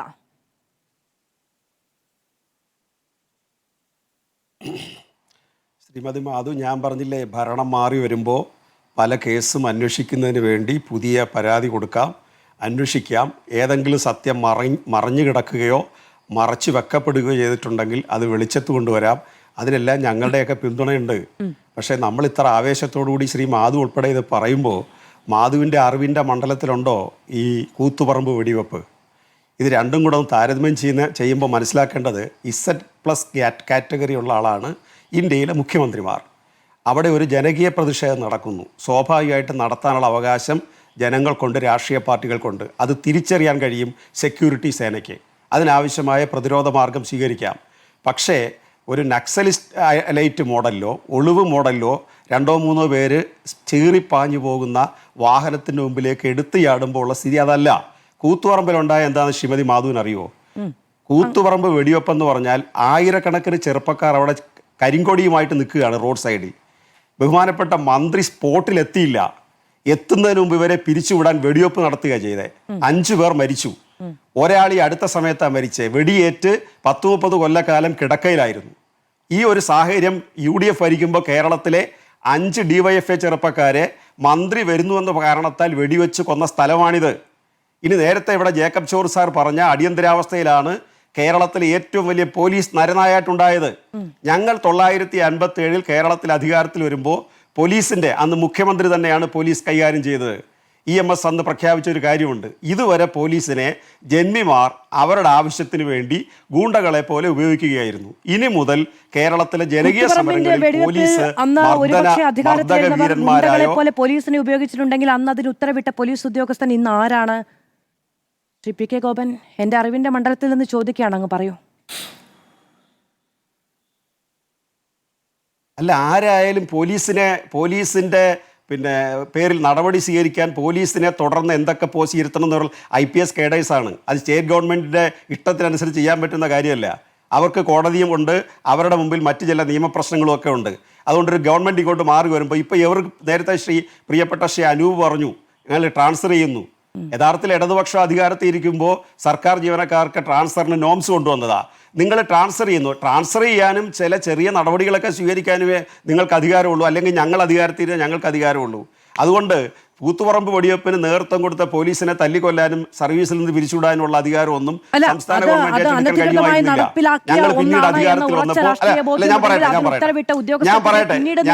വന്നല്ലോ. ഒരു സർക്കാർ ഭരണത്തിൽ വരുമ്പോൾ പുതിയ അന്വേഷണങ്ങളൊക്കെ ഉണ്ടാകുമെന്നല്ലേ? അന്വേഷണവും നടപടിയൊക്കെ ഉണ്ടായിരുന്നെങ്കിൽ പുതിയ സ്റ്റാർ ഇങ്ങനെ യൂണിഫോമിലേക്ക് കുത്തിച്ചേർക്കാൻ അവർക്കൊന്നും കഴിയുമായിരുന്നില്ല എന്ന് പറഞ്ഞുവെന്നേ ഉള്ളൂ. അല്ല, അതൊക്കെ കയറും ശ്രീമതി മാധു. സ്റ്റാർ സർക്കാരിന് മാത്രമായിട്ട് അത്തരം കാര്യങ്ങളിൽ തീരുമാനമെടുക്കാൻ കഴിയാത്ത പരിമിതികൾ ഉള്ളത് കൊണ്ടാണ് ഇവരൊക്കെ ഇങ്ങനെയൊക്കെ ചെയ്യുന്നത്. അങ്ങനെ പറഞ്ഞത് അന്വേഷണം വരും, താല്പര്യത്തിനനുസരിച്ച് മാറ്റം വരുമെന്നൊക്കെ. അത് താല്പര്യത്തിനനുസരിച്ച് മാറ്റം വരുമല്ലോ. 14 വർഷമായിട്ട് കോടതി ഉത്തരവ്, ആ കോടതി ഉത്തരവുമായിട്ട് ചെല്ലുമ്പോഴെല്ലാം 7-8 പട്ടികജാതി കുടുംബങ്ങളുടെ സംരക്ഷണാർത്ഥം പോലീസ് പിൻവാങ്ങിക്കൊണ്ടിരുന്നു. ഒറ്റ രാത്രി കൊണ്ട് പോലീസ് പലകം പറഞ്ഞു. എന്താ മാധുവിന്റെ ഇതുവരെയുള്ള 3/4 മണിക്കൂർ ഇടപെടലിൽ പരിയാരത്ത് പാവപ്പെട്ട അരികുവൽക്കരിക്കപ്പെട്ട 8 പട്ടികജാതി കുടുംബങ്ങളുടെ നേർക്ക് പോലീസ് നടത്തിയ നരനായാട്ട് ഈ ചർച്ചയിൽ ഇതുവരെ മാധുവിന്റെ ഓർമ്മയിൽ വരാത്തതിന്റെ കാര്യം എന്താ? അല്ല, മാധുവിന്റെ ഓർമ്മയിൽ വരാത്തതിന്റെ കാര്യം എന്താ? 24 മണിക്കൂറായിട്ടില്ലല്ലോ ആ നരനായാട്ട്. ഏതെങ്കിലും അല്ല, പോലീസിനെ ആക്രമിച്ചവര് അല്ല, ഇതുവരെ ചർച്ച ചെയ്തല്ലോ. ഇന്നലത്തെ എവിടെ ഇരിക്കട്ടെ, പോലീസിനെ ആക്രമിച്ചവര് ഒന്നുമില്ലല്ലോ. അല്ല, എടുത്തില്ല എന്നല്ല ഞാൻ പറയുന്നത്. ഈ വിഷയം പോലീസിന്റെ കാര്യം ചർച്ച ചെയ്ത് വരുമ്പോൾ നിങ്ങളുടെ ഓർമ്മയിൽ ആദ്യം വരേണ്ടതാണ് UDF അധികാരത്തിൽ വന്നപ്പോ നിരപരാധികളായ മനുഷ്യരെ എങ്ങനെയാണ് കൈകാര്യം ചെയ്തത്. അവരെ ഒരു 10-12 ആളുകൾ ഹോസ്പിറ്റലിലാണ്. അവരെ ഭീകരമായി മർദ്ദിച്ചു. അവരേതെങ്കിലും അക്രമ പ്രവർത്തനങ്ങളിൽ ഏർപ്പെട്ടോ? നിങ്ങൾ എന്താ ചർച്ച ചെയ്യാത്ത? നിങ്ങളുടെ മനസ്സിൽ വരാത്തത് നിങ്ങൾ ഈ വാർത്ത തുടങ്ങുന്നതിന് മുമ്പ്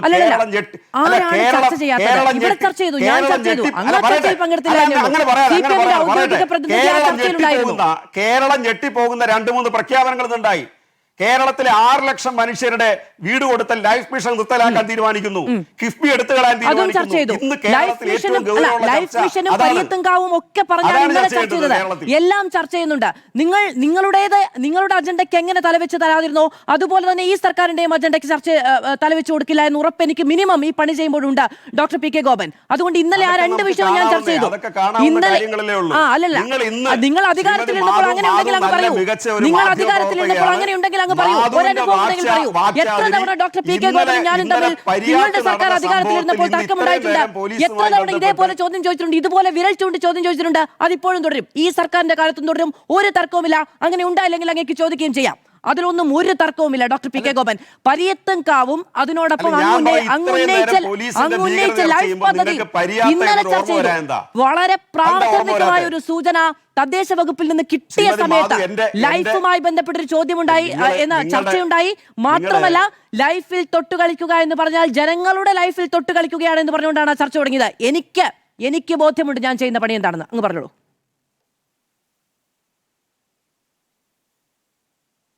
മാധു, ഈ പറഞ്ഞ് വേളി കയറി നിന്ന് കൊടിയെടുത്ത് നാട്ടി എന്തോ ഗപ്പ് നേടാനുള്ള വല്ല പരിശ്രമം ഉണ്ടെങ്കിൽ ഒരു പ്രയോജനമില്ല. അതുകൊണ്ട് കേട്ടോ, നമ്മളെ ചർച്ചയ്ക്ക് വിളിച്ചിട്ട് നമ്മളെന്തെങ്കിലും പറഞ്ഞു തുടങ്ങുമ്പോൾ നമ്മളുടെ മേളിൽ കയറി ഒരു കൊടിയെടുത്ത് നാട്ടിയിട്ട് എനിക്ക് ആ ഗപ്പ് കിട്ടിയെന്ന് പറയുന്ന ശൈലി, ആ ശൈലിയൊന്നും ചർച്ച കേട്ടുകൊണ്ടിരിക്കുന്ന ഒരു ഗുണം ചെയ്യില്ല. അല്ല ഉണ്ടല്ലോ, അതാണല്ലോ ഇപ്പൊ കാണിച്ചുകൊണ്ടിരിക്കുന്നത്. നിങ്ങൾക്കും എനിക്കും ബഹളം ഉണ്ടാക്കിയിട്ട് തിരിഞ്ഞു പോകാം. എന്റെ ക്വസ്റ്റ്യൻ സ്ട്രൈറ്റ് ആണ്. ഇന്നലെ നിങ്ങൾ ചർച്ച ചെയ്തു, എനിക്ക് തർക്കമില്ല. എൻ്റെ ക്വസ്റ്റ്യൻ, കേരളത്തിലെ പോലീസിന്റെ ഭീകരതയെക്കുറിച്ച് നമ്മൾ ചർച്ച ചെയ്യുകയാണ്. നിങ്ങൾ സെലക്റ്റീവ് ആകരുത്. അങ്ങനെ ചർച്ച ചെയ്യുമ്പോൾ ഒരു നിമിഷമെങ്കിലും ഭരണം അങ്ങോട്ട് മാറി ഞങ്ങൾ കഴിഞ്ഞ പ്രാവശ്യം നടത്തിയ അക്രമങ്ങൾക്കെതിരായിട്ട് നടപടി സ്വീകരിക്കാൻ പോകുന്നു, നടക്കട്ടെ, ഞാൻ അതിന് പിന്തുണ പ്രഖ്യാപിച്ചു, എനിക്ക് തർക്കമില്ല. പക്ഷേ ഭരണം മാറി 24 മണിക്കൂർ കഴിയുന്നതിന് മുമ്പേ, ആഭ്യന്തരമന്ത്രി ചാർജ് എടുത്ത് 24 മണിക്കൂർ കഴിയുന്നതിന് മുമ്പേ 8 പട്ടികജാതി കുടുംബങ്ങളുടെ മേൽ നടത്തിയ ഭീകരാക്രമണം, അതിനെക്കുറിച്ച് ഈ ചർച്ചയിടയ്ക്ക് ഒരു പ്രാവശ്യമെങ്കിലും ഭവതി ഓർക്കാതിരുന്നത് ഓർമ്മപ്പശ കൊണ്ടല്ലെന്ന് തിരിച്ചറിയാവുന്ന ഒരാളാ ഞാൻ. എനിക്ക്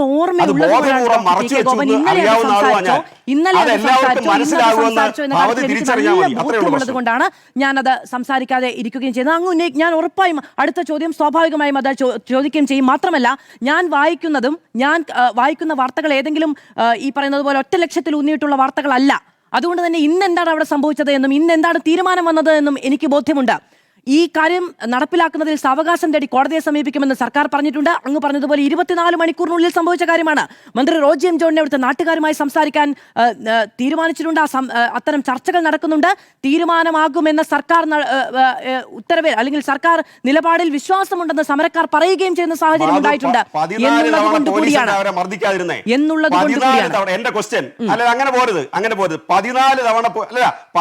ആഭ്യന്തരമന്ത്രി ഒന്ന് ചാർജ് എടുക്കട്ടെ. ഈ വിഷയത്തിലാണ് കേരളത്തിൽ ആഭ്യന്തര വകുപ്പ് ആദ്യത്തെ പോലീസ് ചർച്ച നടത്തിയത്, ആദ്യത്തെ പോലീസ് യോഗം നടത്തിയത്.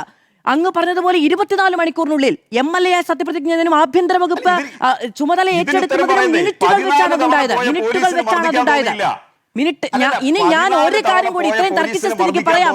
ഡോക്ടർ പി കെ ഗോപൻ, നിരന്തരമായ പോലീസ് മർദ്ദനങ്ങൾ ഉണ്ടായപ്പോൾ ഭരണം ഏറ്റെടുത്തിട്ട് വർഷങ്ങൾ കഴിഞ്ഞിട്ടും അന്നത്തെ മുഖ്യമന്ത്രി പറഞ്ഞത് പോയ സർക്കാരിന്റെ പ്രേതാവേശം കൊണ്ടായിരിക്കുമെന്നാണ് പറഞ്ഞത്. 24 മണിക്കൂർ അല്ലേ ആയുള്ളൂ, ആ വാഹനമൊക്കെ നടക്കട്ടെന്നേ. അതല്ല ഞാൻ പറയുന്നത്. നിങ്ങൾ ചോദിക്കേണ്ട ചോദ്യം അല്ലെങ്കിൽ നിങ്ങൾ പറയേണ്ട കാര്യം, 14 തവണ പോയ പോലീസ് അവരെ മർദ്ദിക്കാൻ താല്പര്യം കാണിച്ചില്ല. 15ാമത് ഭരണം മാറിയപ്പോൾ പോയ പോലീസ് മർദ്ദിക്കാൻ ആവേശം കാണിച്ചു. എന്തുകൊണ്ട്? നിങ്ങൾ അതെന്താണെന്ന് പറ. അത് ചോദിക്കുകയുണ്ടായി ഡോക്ടർ പി കെ ഗോപൻ, അത് ചോദിക്കുകയുണ്ടായി. ഇപ്പൊ ഇന്നത്തെ ദിവസത്തെ ഈ 2 വിഷയവും ഞാൻ അങ്ങേ അടക്കം പറഞ്ഞുകൊണ്ടാണ് പറഞ്ഞത്. അത് ചോദിച്ചു ഇന്നലെ. അത് ചോദിച്ചപ്പോൾ അതിൽ അന്വേഷണം ഉണ്ടാകുമെന്ന് പറയുകയും ചെയ്തു.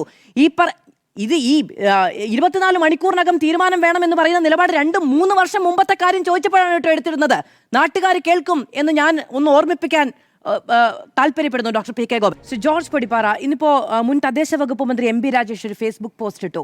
അത് ഇത്രയും കാലവും സത്യപ്രതിജ്ഞ ചെയ്യുമ്പോഴോ രാഷ്ട്രീയത്തിലോ ഉപയോഗിക്കാത്ത ഒരു പുതിയ കൂട്ടിച്ചേർക്കൽ സ്വന്തം പേരിന് കേരളത്തിന്റെ മുഖ്യമന്ത്രിക്കുണ്ടായ സാഹചര്യത്തിൽ ദളിത് കുടുംബാംഗങ്ങൾക്ക് നേരെ പോലീസ് അട്രോസിറ്റി ഉണ്ടാകുന്നതാണ് കേരളത്തിലെ പുതിയ പൂക്കിയ രാഷ്ട്രീയം എന്ന് പറഞ്ഞുകൊണ്ടാണ് ആ നിലയ്ക്കുള്ള വിമർശനമാണ് ഡോക്ടർ പി കെ ഗോപനും ഉന്നയിക്കുന്നത്.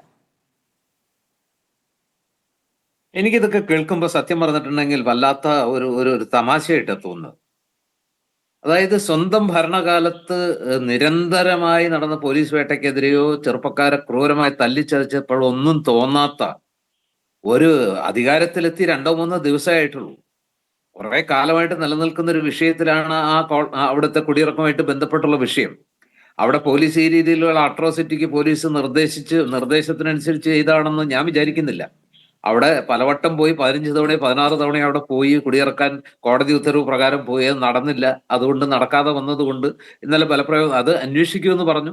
മാത്രമല്ല ഇന്ന് തന്നെ 24 മണിക്കൂറിനകം അതിൽ ഒരു ചർച്ചയൊക്കെ വിളിച്ചുകൂട്ടി കളക്ടറേറ്റിൽ ബന്ധപ്പെട്ടവരുമായിട്ട് ചർച്ച ചെയ്ത് ഒരു തീരുമാനമെടുക്കാൻ മന്ത്രിയെ തന്നെ ചുമതലപ്പെടുത്തി. എന്തുകൊണ്ടാണ് ഈ വിഷയം ആ രീതിയിൽ പരിഹരിക്കാനുള്ള ശ്രമം ഇടതുപക്ഷ ഭരണകാലത്ത് ഉണ്ടാകാതെ പോയത്? ചർച്ച നടത്തിയോ? ഇങ്ങനെ മന്ത്രിതലത്തിൽ ഒരു ചർച്ച നടത്തിയോ? ആ വിഷയത്തിൽ ഏതെങ്കിലും പുനരധിവാസ പദ്ധതി ഏർപ്പെടുത്തിക്കൊണ്ട് ആ കുടുംബങ്ങളുടെ താല്പര്യം സംരക്ഷിക്കാനുള്ള ആത്മാർത്ഥമായ പരിശ്രമം പക്ഷെ അവിടെ ജനങ്ങൾ കിടന്നുറങ്ങി എന്നതാണ് ഇടതു സർക്കാരിന്റെ ഇടപെടൽ എന്നാണ് പറയുന്നത്. സുപ്രീം കോടതിയിൽ പോയി സുപ്രീം കോടതി നിർദ്ദേശപ്രകാരമുള്ള ഒരിടത്ത് മറ്റൊന്നും ചെയ്യാൻ സർക്കാരിന് പരിമിതികളുണ്ട്. പക്ഷേ അവിടെ ജനങ്ങൾക്ക് ബുദ്ധിമുട്ടുണ്ടായതില്ല, ഇറക്കി വിടാൻ ഒരു JCBയും വന്നില്ല എന്നതാണ് ഇടതുപക്ഷ സർക്കാരിന്റെ ഇടപെടൽ എന്നാണ് ഇന്ന് മുൻമന്ത്രി പി രാജീവ് പറഞ്ഞത്. പക്ഷെ അതുകൊണ്ടല്ലല്ലോ ഈ പ്രശ്നം പരിഹരിക്കണ്ടേ. കോടതി ഒരു വശത്ത് ഉത്തരവ് കൊടുക്കുന്നു, മറുവശത്ത് പോലീസിനോട് അത് ചെയ്യാൻ നിർദ്ദേശം കൊടുക്കുന്നു. അവിടെ ചെല്ലുന്ന പോലീസിന് ഈ നിയമം നടപ്പിലാക്കാൻ ശ്രമിക്കുമ്പോൾ ഉണ്ടാകേണ്ടി വരുന്ന സ്വാഭാവികമായിട്ടുള്ള ബലപ്രയോഗം അത് ഒരു അട്രോസിറ്റിയിലേക്കൊക്കെ കടക്കുന്നത് ശരിയായ നടപടിയല്ല എന്ന് നമുക്ക് അംഗീകരിക്കാം. പക്ഷേ ഈ പ്രശ്നത്തിനകത്ത് ചെകുത്താനും കടലിനും നടുവിൽ പോലീസ് നിൽക്കുകയാണ്. പക്ഷെ ഇപ്പൊ സർക്കാരിനാണ് അതിനകത്ത് എന്തെങ്കിലും ചെയ്യാൻ പറ്റുക. അവസരത്തിന് തീർന്ന് ഇന്ന് തന്നെ യോഗം വിളിച്ച് ഏത് രീതിയിൽ സോർട്ട് ഔട്ട് ചെയ്യാം എന്നുള്ളതിനെ കുറിച്ച് ചർച്ച ചെയ്യാമെന്ന് സർക്കാർ വളരെ പെട്ടെന്ന് തന്നെ ഒരു ക്വിക്ക് ഡിസിഷൻ എടുത്ത് ഇന്ന് രാത്രി 8 മണിക്ക് ശ്രീ ജേക്കബ് ജോർജ് ചൂണ്ടിക്കാണിച്ച ഒരു കാര്യമുണ്ട്. കേരളത്തിൽ രാഷ്ട്രീയം എങ്ങോട്ട് മാറുന്നു എന്ന് ആദ്യം തിരിച്ചറിയുന്നത് പോലീസാണ്. പോലീസിന്റെ ഉന്നത ഉദ്യോഗസ്ഥരോ ഏറ്റവും താഴെയിരിക്കുന്ന ഒരു പോലീസ് സ്റ്റേഷനിൽ ഇരിക്കുന്ന ഒരു CPO അടക്കം കൃത്യമായി മനസ്സിലാക്കും അധികാരം എങ്ങോട്ട് മാറുന്നു, അധികാരം മാറാൻ സാധ്യതയുണ്ടോ എന്നുള്ളതൊക്കെ. എന്നിട്ട് ഈ ആദ്യ ദിവസങ്ങളിൽ ഈ എക്സസ് ഉണ്ടാകണമെങ്കിൽ അതിന് പിന്നിൽ കോൺഗ്രസ് ആണ് എന്നുള്ളൊരു ആത്മവിശ്വാസമാണോ? ഞാൻ അങ്ങനെ വിചാരിക്കുന്നില്ല. ഇന്നലത്തേത് ഒരു ആസൂത്രിതമായ പോലീസ് മർദ്ദനമല്ല. ആഭ്യന്തര വകുപ്പിൽ നിന്നോ കോൺഗ്രസ് നേതൃത്വത്തിൽ നിന്നോ കിട്ടിയ നിർദ്ദേശം അനുസരിച്ച് അവിടെ ആ അഡ്വക്കേറ്റ് കമ്മീഷനെ സഹായിക്കാൻ വേണ്ടി മനഃപൂർവ്വം നടത്തിയ ഒരു ഇടപെടലിലൂടെ നടന്ന ഒരു മർദ്ദനമായിട്ട് ഞാൻ കാണുന്നില്ല. അത്തരം അങ്ങനെ അത് അവിടെ സംഭവിച്ചു പോയി എന്നാണ്. പക്ഷെ അതിൽ ഉണ്ടാകാൻ പാടില്ലാത്തതായിരുന്നു. സ്ത്രീകളെ വലിച്ചഴിച്ചൊക്കെ തെറ്റ് തന്നെയാണ്, അതിന് സംശയമില്ല. പക്ഷെ അത് ഏതെങ്കിലും രാഷ്ട്രീയ ഇടപെടലിന്റെ ഭാഗമായിട്ട് ഉണ്ടായ ഒരു അട്രോസിറ്റിയാണ് അല്ലെങ്കിൽ മർദ്ദനമാണെന്ന് പറയുന്നിടത്താണ് രാഷ്ട്രീയ ദുരുദ്ദേശം. സത്യത്തിൽ അത് ഉണ്ടാകാൻ പാടില്ലായിരുന്നു. കുറച്ചുകൂടി സംയമനത്തോടെ പോലീസ് ഇടപെടേണ്ടതായിരുന്നു. പക്ഷെ അതിനു മുമ്പേ തന്നെ, ഇന്നലത്തേതിന് മുമ്പേ തന്നെ ഈ വിഷയം യഥാർത്ഥത്തിൽ പരിഹരിക്കാനുള്ള നടപടികൾ, ഒരു ബദൽ മാർഗം അല്ലെങ്കിൽ ഒരു പുനരധിവാസ പദ്ധതി ഏതെങ്കിലും രീതിയിൽ മുമ്പേ തന്നെ കഴിഞ്ഞ സർക്കാരിന്റെ 10 വർഷത്തെ ഭരണത്തിനിടയിൽ ഉണ്ടാകേണ്ടതായിരുന്നു എന്നുള്ള ഒരു അഭിപ്രായമാണ് എനിക്കുള്ളത്. അതാണ് അവിടെ സംഭവിക്കേണ്ടത്. പോലീസ് മാത്രം കുറ്റം പറഞ്ഞിട്ട് കാര്യമില്ല. ഒരു സെക്കൻഡ് ഭരണം മാറിയ ബലത്തിൽ എന്നൊരു വാചകോടെ കൂട്ടിച്ചേർത്താൽ പൂർത്തിയാവും. അത് ഭരണം മാറിയ ബലത്തിൽ എന്നൊരു വാചകം കൂടി അങ്ങയുടെ അല്ല അങ്ങ് വിചാരിക്കത്തില്ല. അതാണ് വ്യത്യാസം. ഈ കോടതി വിധി നടപ്പിലാക്കാൻ അങ്ങനെയാണെങ്കിൽ നാട്ടിലുള്ള ഇതിൽ സർവേ 14 ഭരണമുള്ളതിന്റെ ബലത്തിലാണെന്ന് അംഗീകരിക്കുമല്ലോ അല്ലേ? അംഗീകരിക്കുമല്ലോ, അത് അംഗീകരിക്കണ്ടേ ശ്രീ ഗോപൻ? അല്ല, ഇത് 14 പ്രാവശ്യം അല്ല, ഒരു സെക്കൻഡ് 14 പ്രാവശ്യം അവിടെ ചെന്നിട്ട് പരിഹരിക്കുന്നതിനെ കുറിച്ച് അങ്ങ് പറഞ്ഞില്ലേ? പരിഹരിക്കുന്നതിന്റെ ഭാഗമായി അവിടെ സർവേ ചെയ്യാൻ തീരുമാനിക്കുമ്പോൾ അതിർത്തി ഭൂമിക്കാരുടെ രേഖകൾ അവിടെ സമർപ്പിക്കണം. ഈ കേസിലെ പ്രധാന വാദി ഉൾപ്പെടെയുള്ള ആളുകൾ അത് സമർപ്പിക്കുന്നില്ല. അതിന്റെ ഭാഗമായി സർവേ നടപടി നീണ്ടുപോകുന്നു. അതിന്റെ പേരിൽ ആ പാവത്തുങ്ങളെ കുടിയിറക്കാൻ പറ്റില്ല. ഇതാണ് ഞങ്ങളുടെ നിലപാട്. സർവേ നടത്തി ഈ ഭൂമി നിയമപരമായിട്ട് മറ്റുള്ള അതിലെ വാദിക്ക് അവകാശപ്പെട്ടതാണെങ്കിൽ പിന്നെ വരെ പുനരധിവസിപ്പിക്കാനുള്ള നിലപാടിലേക്ക് ഗവൺമെന്റ് നീങ്ങണം. അതാണ് അതിൽ ചെയ്യേണ്ടത്. അതിന് പകരം ഭരണം അങ്ങോട്ട് മാറിയപ്പോൾ ചെന്നിട്ട് പാവപ്പെട്ട ഈ സ്ത്രീകളെ വളരെ പിടിച്ചു വലിച്ച് നാവിക്ക് ചവിട്ടുന്നു, അവരുടെ നെഞ്ചത്ത് ചവിട്ടുന്നു, അവരെ താഴെയിട്ട് ഉരുട്ടുന്നു. ഇതിനൊക്കെ ഉള്ള ബലം ഇതുവരെ കിട്ടിയില്ലല്ലോ. സുപ്രീം കോടതി പറയുന്നത് വരെയും ഈ പറയുന്ന 14 തവണ അവിടേക്ക് എത്തുകയും ജനകീയ പ്രതിരോധം ഉണ്ടാകാൻ പോകുമ്പോഴും ഒക്കെ മുന്നോട്ട് വെച്ച ഈ പറയുന്ന പുനരധിവാസ പദ്ധതി എന്താണ് എന്ന് അവിടെ എത്തിയ ആളുകളോടും ചോദിക്കുന്നുണ്ടായിരുന്നു. അതവിടെ നിൽക്കട്ടെ. ശ്രീ ജേക്കബ് ജോർജ്, ആദ്യമൊക്കെ മാസാണ്, ശരി. പിന്നീട് പക്ഷെ ഇതൊരു തുടർച്ചയാണ് എങ്കിൽ ഈ പ്രതികാരം വീട്ടാനും പകരം ചോദിക്കാനും മാത്രമുള്ളതാണ് ആഭ്യന്തര വകുപ്പ് എന്നൊരു നില കൈവരികയാണെങ്കിൽ അത് ആരോഗ്യകരമായിരിക്കില്ല. അല്ല, അത് പ്രതികാരം രാഷ്ട്രീയമായിട്ട് ശരിയല്ല എന്നാണ് എന്റെ വാദം. അത് നമ്മളൊരു നിഷ്പക്ഷ പത്രപ്രവർത്തകൻ എന്ന നിലയ്ക്കുള്ള എന്റെ ഒരു അഭിപ്രായം എന്ന് മാത്രമേ ഉള്ളൂ. അത് രാഷ്ട്രീയക്കാർ അതിനോട് യോജിക്കത്തില്ല. തീർച്ചയായിട്ടും അതിനകത്ത് പകയും പ്രതികാരവും രാഷ്ട്രീയത്തിന്റെ ഭാഗമായിട്ട് മാറിയിട്ടുണ്ട്. ഞാനെന്ന് പറയട്ടെ, പോലീസ് ഓവർ ദ ഇയേഴ്സ്, കഴിഞ്ഞ ഓവർ ദ ഡെക്കേഡ്സ്, 57 EMS ഗവൺമെന്റിന്റെ കാലത്തെ പോലീസിനെതിരെയുള്ള ഒരു പ്രധാന ആരോപണം സെൽഫ് ഭരണമായിരുന്നു. നമ്മുടെ രാഷ്ട്രീയക്കാർ, കമ്മ്യൂണിസ്റ്റുകാർ പോലീസ് സ്റ്റേഷൻ കയറി ഇറങ്ങി അവിടെ ഭരിക്കുക എന്നുള്ളതായിരുന്നു കോൺഗ്രസുകാർ ഉന്നയിച്ചിരുന്ന ആരോപണം. അതിന്നില്ല.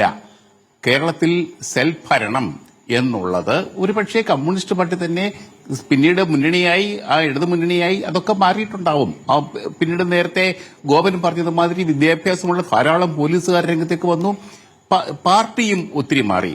പക്ഷേ ഈ കഴിഞ്ഞ 10 വർഷം പിണറായി വിജയൻ ചെയ്തത് പാർട്ടിക്കാരെ അപ്പാടെ പോലീസ് സ്റ്റേഷൻ ഭരണത്തിൽ നിന്ന് മാറ്റി നിർത്തി. അതായത് സെൽഫ് ഭരണം നിൽ ലെവലിലേക്ക് വന്നു.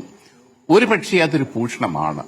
പക്ഷേ പ്രാദേശിക രംഗത്ത് ഒരു രാഷ്ട്രീയം വേണ്ടേ പോലീസിന്റെ കാര്യത്തിൽ? തീർച്ചയായിട്ടും അത് എല്ലാ ഗവൺമെന്റുകളും പ്രതിപക്ഷവും ഭരണപക്ഷവും ഒന്നിച്ചിരുന്ന് പോലീസിനെ കുറിച്ചുള്ള ചർച്ച നടത്തുകയും അത്തരം കാര്യത്തിൽ ചില അത് പ്രാദേശിക രാഷ്ട്രീയം പോലീസ് സ്റ്റേഷനിൽ കയറി ഭരിച്ചിട്ടാവരുത്. എന്താണോ സർക്കാരിന്റെ പോലീസ് നയം അതിനനുസരിച്ച് ആ യൂണിഫോം ഫോഴ്സ് മുന്നോട്ട് പോകുമെന്ന് ഉറപ്പുവരുത്താനുള്ള ഇച്ഛാശക്തി കൊണ്ടായിരിക്കണം എന്നതേ പറയാനുള്ളൂ. അതെ, ആ പോലീസ് നയത്തിന്റെ ഭാഗമായിട്ട് കേരളത്തിൽ പാർട്ടി അണികൾ ധാരാളമായിട്ട് ഗവൺമെന്റിനെതിരെ ഒരു പ്രതിഷേധം അവരുടെ ഇടയിൽ, പാർട്ടിക്കിടയിൽ രൂപപ്പെട്ടിട്ടുണ്ട് എന്നുള്ളത് ശരിയാണ്. കൂത്തുപറമ്പ്, ശരിക്കും ഞാൻ ഒന്നും കൂടി പറയുകയാണ്, അവസാനത്തെ പോയിന്റ്. കൂത്തുപറമ്പിലെ പോലീസ് CPM DYFIക്കാരെ ഞാൻ അന്ന് ഉണ്ടായിരുന്നു കേട്ടോ, റിപ്പോർട്ടർ എന്ന നിലയ്ക്ക് ഞാൻ അവിടെ ഉണ്ടായിരുന്നു, വെടിവെച്ചു കൊന്നു. അതേ പോലീസ് തന്നെയാണ് ഇന്നും. ആ പോലീസിന്റെ അടിസ്ഥാന സ്വഭാവത്തിൽ, അവരുടെ വേഷത്തിൽ, രൂപത്തിൽ, അവരുടെ രീതികളിൽ, മർദ്ദന മുറകളിൽ മാറ്റം വന്നിട്ടില്ല എന്നുള്ള കാര്യം ഓർമ്മിപ്പിക്കുന്നു. ഇപ്പൊ നോക്കിക്കോ, 5 വർഷം കഴിഞ്ഞ് നമ്മൾ ഇതേ വിഷയം ഇതേ രീതിയിൽ ഇതിനേക്കാൾ ശക്തമായിട്ട് നമ്മൾ ഡിസ്കസ് ചെയ്യും, ചർച്ച ചെയ്യും. മാധു, തീർച്ചയായിട്ടും നമുക്ക് ആ ദിവസം നോക്കാം. വളരെയധികം നന്ദി പാനലിസ്റ്റുകൾക്കും പ്രേക്ഷകർക്കും. ഈ തുടർ തീരുമാനങ്ങളും കഴിഞ്ഞ സർക്കാരിന്റെ കാലത്തെ അന്വേഷണങ്ങളിൽ ഇപ്പോൾ രാഷ്ട്രീയമായി എടുക്കുന്ന താല്പര്യങ്ങളും ഒക്കെ, തുടരന്വേഷണങ്ങൾ അടക്കമുള്ള തീരുമാനങ്ങളും ഒക്കെ എങ്ങോട്ടാണ് മുന്നോട്ട് പോവുക എന്നുള്ളതാണ്. അതിൽ 2 പ്രധാനപ്പെട്ട കാര്യങ്ങളാണ്. ഒന്ന് ആലപ്പുഴയിൽ നടന്ന രക്ഷാപ്രവർത്തനവുമായി ബന്ധപ്പെട്ട കേസ്, മറ്റൊന്ന് കാഫിർ സ്ക്രീൻഷോട്ടുമായി ബന്ധപ്പെട്ട കേസ്. ഈ 2 കാര്യത്തിലും അന്വേഷണം മുന്നോട്ട് പോവുകയാണ്. നടപടിയും ഉടൻ ഉണ്ടാകുമെന്നുള്ളതാണ് രക്ഷാപ്രവർത്തനത്തെ കാര്യത്തിൽ നമുക്ക് ഇന്ന് മനസ്സിലാക്കാൻ കഴിയുന്നത്. വളരെയധികം നന്ദി പാനലിസ്റ്റുകൾക്കും പ്രേക്ഷകർക്കും.